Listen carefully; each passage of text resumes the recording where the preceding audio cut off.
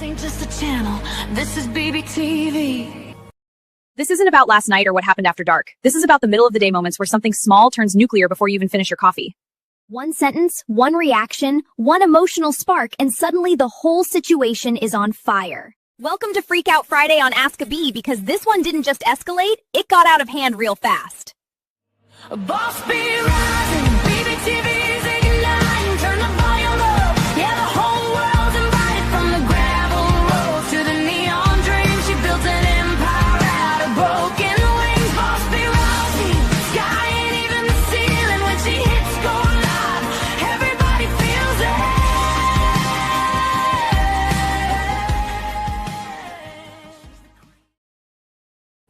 All right, everybody, welcome in. Welcome back. It's Ask a Bee, and it's Freak Out Friday. Welcome in. Please come on in, get settled. If you're here live right now, I'm really glad you showed up, okay? Today is, let me just get into this, because I'm going to be straight with you from this jump. I am running on fumes this morning. Afternoon, whatever it is, not in a dramatic way, okay, not in a meltdown way, just one of those weeks where the sleep stacked up wrong, your brain just feels a little foggy, and you go, okay, today is not that day. And you know, I'm not trying to be, pretend I'm superhuman. So listen, this is still a show. I had a story that popped up that absolutely deserves some attention, and even though it's a shorter one, and honestly, those are sometimes the ones that spark the best conversations. So we're going to do the one freak out story, okay? Tight, small one, focused, straight to the point. And then, and I didn't even grab comments on this one because I'll be honest with you, they were stupid. So because I know myself, I said, you know what, instead of forcing a whole new Bee Ninja build when my brain is clearly filing a complaint with HR, I went ahead and I loaded up the 5 full Bee Ninja episodes into the scenes, which means after the story, which like I said was short, we are rolling Bee Ninja one by one, 5 total episodes, about 20 minutes worth, okay? And y'all seem to like it before, so tomorrow night is We Be Jammin', and that's usually when I do Jukebox Journey, but we don't do that because that would overlap, and I don't want to do that. That's rude, especially to a teammate, right? So what's happening instead is we are doing We Be Jammin' tomorrow night. We have a new host, and I do believe I'm lucky enough to get to be part of it. It's always me part of it, but I get to be on stage with a very, very cool person. I mean, listen, I'm going to talk about the Heavy Hitters band real quick for a minute, because ever since I started this, there has been a small handful of musicians on here that I have just kind of clung to, you know. And yes, most of them came through the Iron Sharpening Iron universe, but the Heavy Hitters band, okay, number one, obvious bias here because, you know, this is Big Jack's son's band, right? But when you hear the music, I mean, come on, I could dance to the same track probably 24 hours if I really tried. No, I'm too old for that, but I'd listen to it. Yeah. I mean, the song, I believe it's called Email or something. I'm sorry. I'm terrible at that. I don't do good with names. And I told you already, I'm in a brain fog today. But the thing about this song is it is so true. And y'all need to get to it. I am not telling you this because of any other reason that it's a good damn song. Okay. And you know me and my music now, and I'm a rock person, but this one, it just puts all the funk and it's got a little bit of rock to it. It's got everything to it. And it's just one of those you can really get into. So We Be Jammin' tomorrow night, 8 p.m. Not Jukebox Journey this week. This is the one and only Saturday that we do not do Jukebox Journey, and that's because we have too much fun with BB Jam. So, y'all be there tomorrow night, 8 p.m. I will be there. I'm always there, whether I'm backstage or on the stage, which is another privilege, let me tell you. So, that all being said, we're going to go ahead and, pardon me, I'm going to run the 5 episodes after we talk about this one letter. If y'all want to stick around, you can. I know that some of you may not like it. Maybe you do. Maybe you haven't seen that you're in it. But y'all stick around for me, okay? So let's see. Honestly, to tell you the truth, today was just one of those days I couldn't think. I got up and I got so much of this episode ready, but I'm like, I just can't do it today. Do you ever have those days? And that was a freak out for me. Okay. I'm going to put that out there. That was a freak out position for me because I'm like, oh my God, I'm supposed to do this every day. But here's the thing. Since I'm not doing Jukebox Journey tomorrow night, which will be next Saturday night, then I'm not running the watch party tomorrow night for the first 5 episodes, like I talked about when I started this. So today we're going to do one story, short story, but it's one you may even freak out on. And then we're going to run all 5 episodes of Ninja Bee, the Ninja Bible. Okay, here we go. Let me get into this right here. I'm going to find this one here.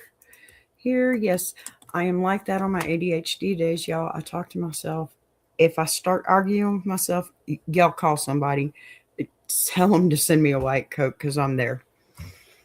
All right. So the first one, we're going to go here. And am I the a-hole for ruining my own? Oh, wait. What is that mess? Hold up. I'm sorry. Hold on. That's not what I'm supposed to be reading, and I'm not quite sure why it's there. Give me 1 second. See, this is why I'm taking a little bit of break because I can't handle it today. I just can't handle it. I'm telling you. I just grabbed the wrong text. Sorry. I should really get rid of the other stuff off of my desktop, right? All right. Am I the a-hole for laughing at my boyfriend's freak out and not telling him I have a prosthetic earlier? Okay, before I even start reading this, I want to say this first and foremost. If you have a prosthetic, I'd like to know about it on the first date. I think that's fair. Y'all tell me what you think. You got to be kidding me. You're calling him your boyfriend. Y'all clearly hadn't done the deed yet either. Okay, let's get into this dang story. I, 22 female, have a prosthetic leg. How do you not notice that? I lost my leg when I was 3 years old in an accident, and honestly, I don't remember a time without the prosthetic. It's just normal to me. Okay. I've been seeing a guy, 25 male, for a couple of months.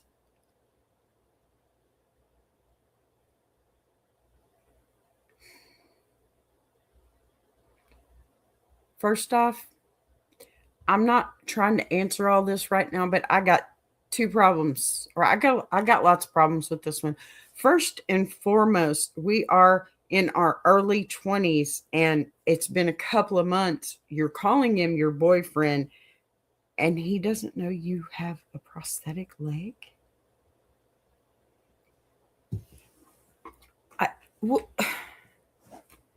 Why is that okay? Why is that okay enough to call? Okay, never mind. We're getting back into it. But the subject of my leg hadn't come up yet. Really sorry. I turned up the volume on my TV trying to get my stupid dog to leave me alone and get up on the bed. and it backfired. Okay, a few days ago, I was having dinner at his place as he cooked for me. Very nice. When he was setting up out the food, he bumped into the table and the vase went flying off and smashed against my prosthetic leg. Okay. He freaked the fork out in a blind panic, wanting me to to roll up my trouser leg in case I was hurt, asking me over and over again if I was okay. Sorry, stop. No. I can't kick them out. They make more noise. Okay, I admit I was startled and relieved it had been that leg and couldn't help laughing. And I reassured him it was fine over and over again, but he didn't believe me and demanded to see. So to prove it, I removed my prosthetic leg, showing it to him, and explained the situation and how I'd lost my leg when I was little. I then told him it was fine if it was that leg, and I was just relieved it wasn't the other.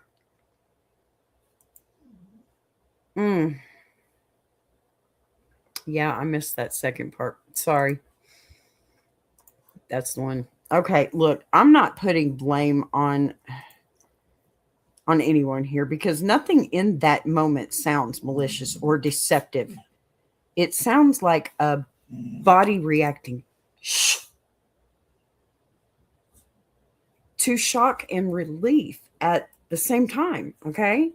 And people underestimate how often laughter comes out when adrenaline dumps, even if the situation is scary. So I don't read that as you mocking him at all, really, I guess. And I also don't think 2 months into dating creates some automatic obligation to disclose every medical detail about your body before it ever comes up naturally. But I mean, okay, it's deeply personal and everything, but it's been a couple of months, right? I mean, he should know by now. He should know by now. He should have known before a couple of weeks. That's, I wonder how they met. You know what? I wonder how they met. Were they online? I mean, because something's up here that they haven't talked to each other. The boyfriend in just a couple of months. To me, sounds kind of ludicrous, but whatever. So, yeah. Let's see here. What's going? All right. Now then. Can't seem to get this thing to go faster. Sorry, y'all. I don't know what's going on with everything today. Okay, so he got upset with me for I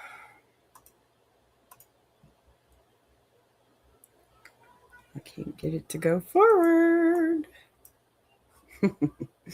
I'm sorry. Y'all, this is why I'm taking time off, because this is just ridiculous. It's not even giving me my stuff here. Of course, now it reaches.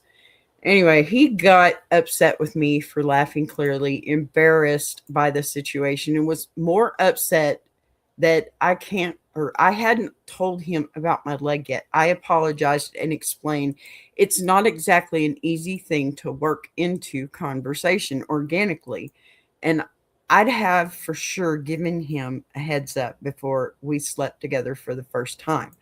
Okay, there's a piece of information. And no one wants to discover that the hard way. Of course not, but he just did. That's kind of the hard way after a few months in, right? He cleaned up the glass and I put my leg back on and we had dinner, though the mood was ruined and he was clearly unhappy with me. Well, I mean, if he likes her, it shouldn't matter, right? Okay. Yeah. So later, I got some texts from him saying he felt really upset that I hadn't told him earlier and how he'd been worried, and I laughed.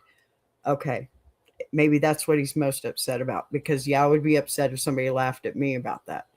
Said he has said he needs time to think about some things. My laughter wasn't at him or the shock of the situation, and I tried to explain that, but he has asked me to give him some space. I had been planning to tell him, but it's not like you can say, oh, hey, by the way, I only have one leg. That cool? Actually, you can. So naturally, in a conversation, I mean, was I the a-hole here? I'm not going to say you're an a-hole. I don't think he's an a-hole either. I think it's a shock to the system for both of you that's in that situation because neither one of you handled it well. That's just my opinion, but that's how I see it. I mean, come on. It sounds like you should have told him, okay? You should have told him. That's kind of unreal. You should have told him. But that much space, that's really a bad signal. He should be like, hey, let's talk about it. Okay? And that's the way I see it. It's a tilt for both. I really think that had he known, it wouldn't have been such a big situation. Of course, had he known, he wouldn't need space, right? I don't think either one of them are the a-hole here. I just think she shouldn't normalize things that are normal for her, for everybody else when it comes to things like this. You get my drift? Put it in the comments. Y'all let me know. All right, listen. I don't have much else for that. There was no real comments that sounded very good, but she did try to smooth it over. She clarified that she wasn't laughing at him, and she laid out a completely reasonable boundary about not dropping deeply personal medical information into casual early dating conversation. My question is who waits that long for anything in a relationship, even if it's just, I mean, I guess maybe Gen X was a little faster than that. I don't know. Y'all tell me. Because I'm not going to say I was easy bitch, but, I don't know. All three of my children are under wedlock, so don't even go there. But my point is, a couple of months dating, okay. If that's all there is there, okay. Anyway, we're going to keep moving right along. I thought that one needed a little bit of attention because, I mean, come on. You should tell the boy. He don't know. He just don't know. Why you do that to him? That's kind of crazy to me if you ask me. I think it's like, a double standard there, and I think they both need some space, and he needs to not be offended that she has a prosthetic, but offended that she had not told him yet. That's where I'm standing here. Plain and simple. Because, yeah. At the end of the day, this isn't about a vase or a prosthetic or even the laugh. It's about how two people can handle shock and vulnerability in real time, right? So whether after that moment passes, they can come back together and talk instead of turning it into distance and doubt, right? Because accidents happen, nerves misfire, and nobody owes the entire life story on a deadline. Although, I mean, we're talking about a whole leg here. Number one, I have a brother that he's my brother-in-law that has a prosthetic leg, okay? When he's walking, you can tell. It doesn't matter if it's covered up. It doesn't matter if he's got the same shoe on. You can tell. So how did you not know? And there's not enough context from this one for me because, I mean, where is the leg lost from? Above the knee? Below the knee? Is it your ankle down? I mean, what is it? Not enough context. Anyway. Yeah, I don't know. Healthy relationships are built on communication. You don't start in a without communicating, hey, I have a leg that's missing. I mean, and if he's a good guy, well, then number one, this wouldn't happen. Number two, he would have already have known and been laughing with you, right? I mean, that's me. Communicate. There was a lot of adrenaline and confusion in that moment. Take a breath, go back. If he doesn't come back, well, that's because he didn't know about your leg, and he's probably decided that he doesn't want to be with somebody that has one leg.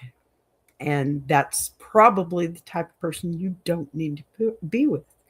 He may be cute, but no. No. Anyway. Okay. We're going to go ahead and get into this. I'm sorry. Y'all forgive me for taking this route today. As you can tell, I'm exhausted. It's not all the work I do here because this is what gives me my vacation moments.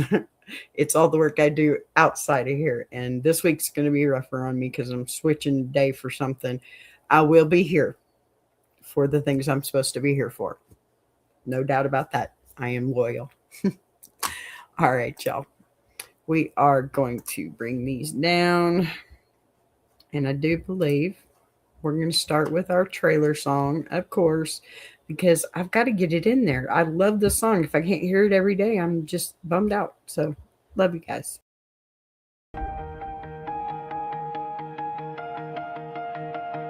She came from the quiet storms, built a fire from the ground, turned a whisper to a warning.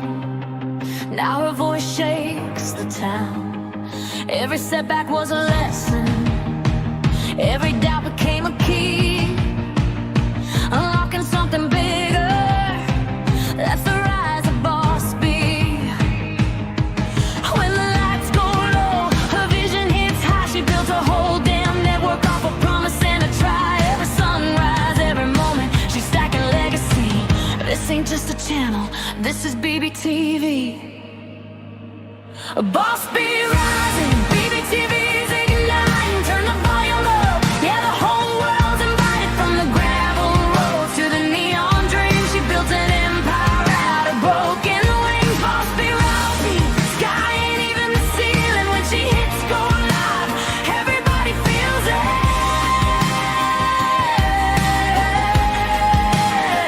She's the queen of the comeback, the storm in the stream, crafting stories out of heartbeats, making visions out of dreams. Got thunder in the hustle, got a voice that cuts clean. Every mic she touches turns the power unseen. So let brothers spin the numbers, let the views rise slow or fast. Boss B doesn't measure wins by echoes of the past. This moment is a pivot, this season's history. Bow down to the founder of the BBTV dynasty. Boss B rising, BBTV's igniting. Turn the volume up, yeah, the whole world's invited. From the gravel roads to the neon dream, she built an empire out of broken wings. Boss B rising, sky ain't even the ceiling. When she hits go live, everybody feels it.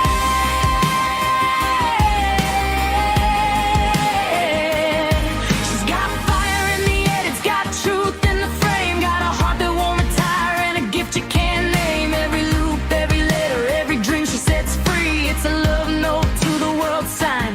Boss B.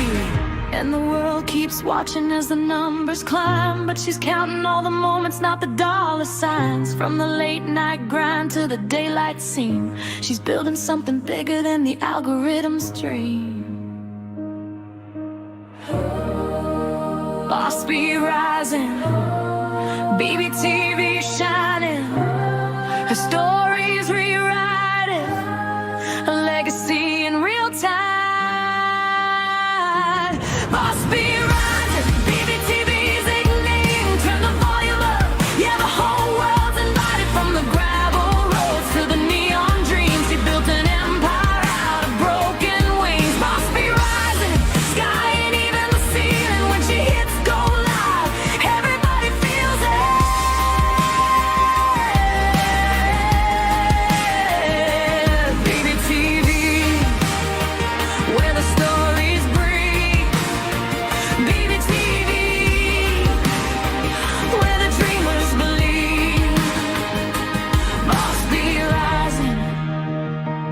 watch her take her place. This is BBTV. This is her grace.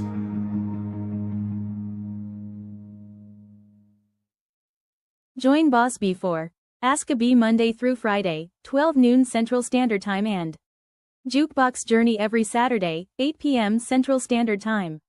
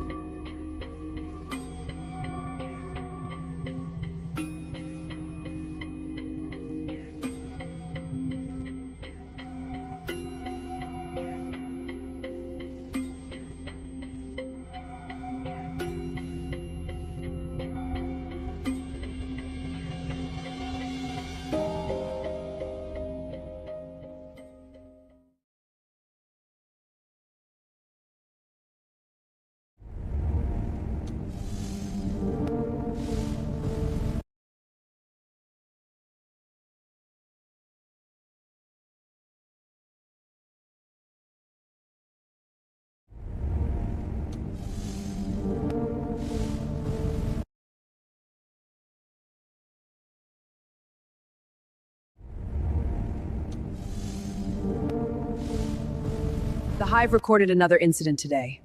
No contracts broken, no money exchanged, no lovers in conflict, just a boot and a flower, a trail under open sky, sunlight cutting through trees, a moment that should have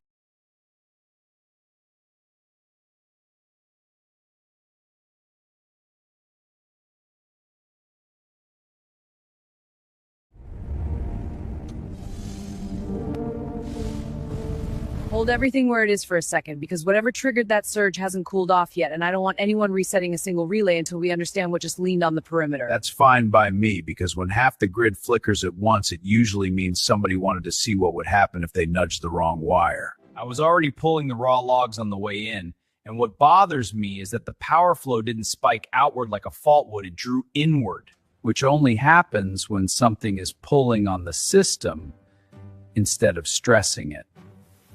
So you're saying this wasn't an accident and it wasn't noise, it was a hand testing weight before trying a handle.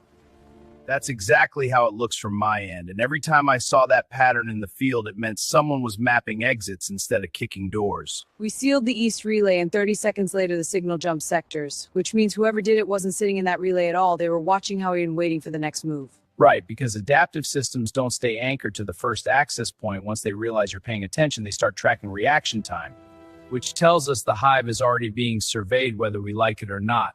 So constantly reshuffling defenses just gives them better blueprints. So your advice is that I stop playing whack-a-mole and let one section look softer than the rest long enough to see where the pressure really comes from. Exactly, because controlled vulnerability forces the other side to move closer, and nothing moves closer without leaving a trail you can follow. That's old surveillance work. Let your target think they're winning while you take notes on how they're doing it. I don't enjoy pretending to lose, but I enjoy being blind even less. I'll keep the filters off and run pattern matching by hand so we don't accidentally smooth out the fingerprints we're trying to capture. And I'll mirror the grid from the outside and stage drones where nobody's been looking yet, because that's usually where the next touch shows up. Good, because whatever brushed this hive did it quietly, and quiet systems are the ones that come back prepared. That's usually when things stop being theoretical.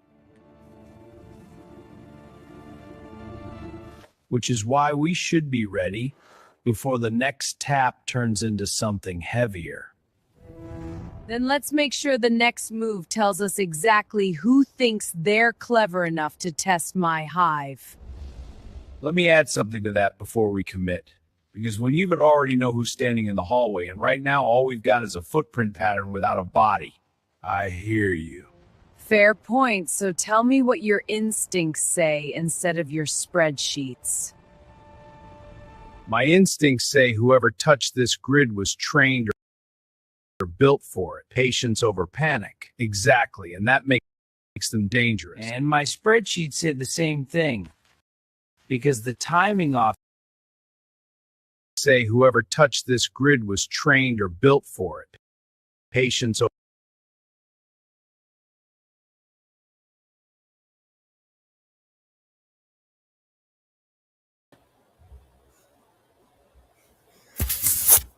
All right, y'all. I don't know what the problem is today. I do not know. Jet ski. Okay, maybe a jet ski. Listen, this has been a day for me and it's not working. So, yeah, I'm going to go ahead and get on out of here. Y'all, thank you for being here. I really appreciate you. I'm sorry that they didn't go off like they were supposed to. No clue what happened there, but I will get that fixed. We'll have our little watch party this week.